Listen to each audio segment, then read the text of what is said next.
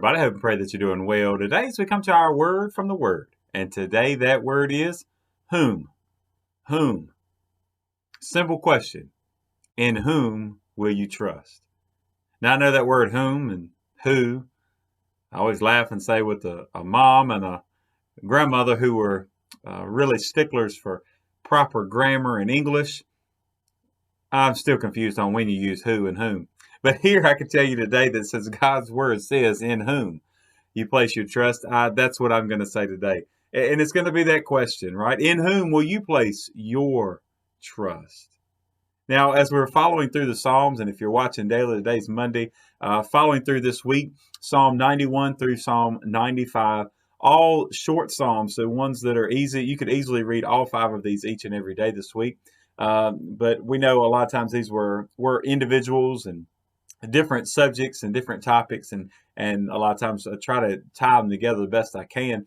But you will see here it starts with trust, and then we're going to end up the week talking about a warning and a kind of a stipulation and a word to the wise, if you want to look at it that way. And wisdom is going to be one of the things we're going to talk about this week as well. But today, just talking about in whom will you place your trust.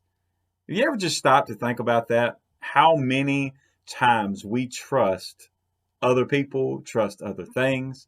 You sit down in your chair and you trust it's going to hold you up. You get in your car and you trust that it's going to crank up.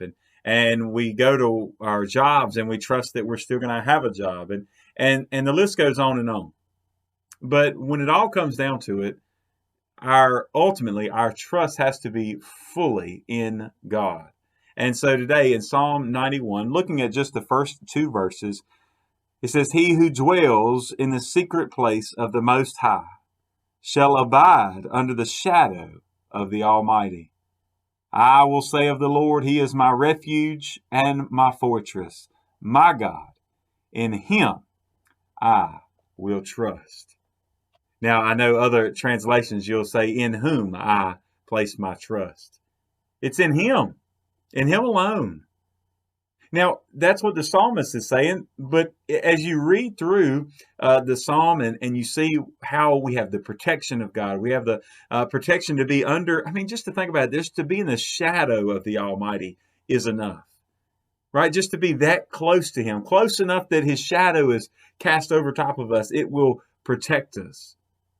But yet so often, when we don't feel close to God, when we don't see Him close to us, we begin to fear and we begin to trust in our own abilities and trust in our own timing and trust in our own purposes. But if our trust is in God, then if we're beginning to trust in ourselves, that means we're taking that away from God and placing it on our own selves. That's not a wise decision. You know as well as I do that we have people in our lives that let us down. We ourselves, even with the best of intentions, can let our own selves down. So why would we even place our trust in ourselves and our own abilities? Place our trust in Him.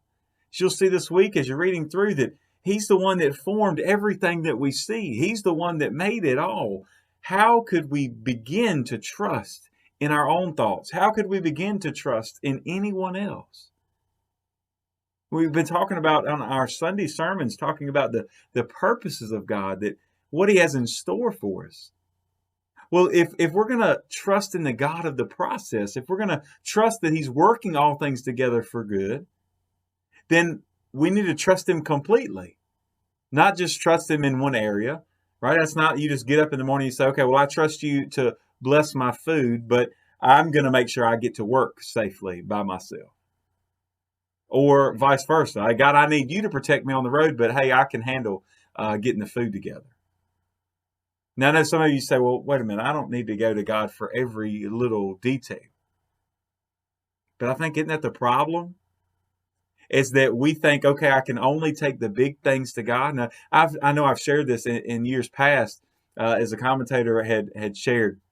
It says that we think that we're taking, I only take the big things to God. And I leave the little things for myself.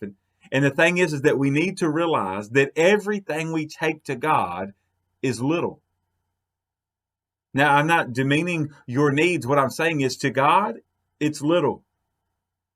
The same way that you or I would decide, like me, when I decide what color tie I was going to wear, a decision that's simple, right? That didn't stress me out. It didn't really bother me. It took me just a moment to figure out what tie I wanted to wear. Now, I won't lie, some Sundays there are times that I get a little stressed about which one matches, and my wife will give me that little look like, yeah, I don't know about that one. But see, for God, right, the same way that we would look at a minuscule decision like that, that's the same way, even our greatest needs. We look to him and ask him, and it's the kind of the same thing. He said, oh, no, you don't want to go that way. Go this way. No, you don't want to take that job. Take this job.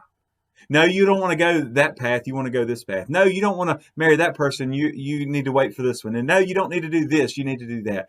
And he could say that in just a moment without hesitation, without any fear, without anything being wrong. That's the God of all creation. That's the one we need to place our trust in.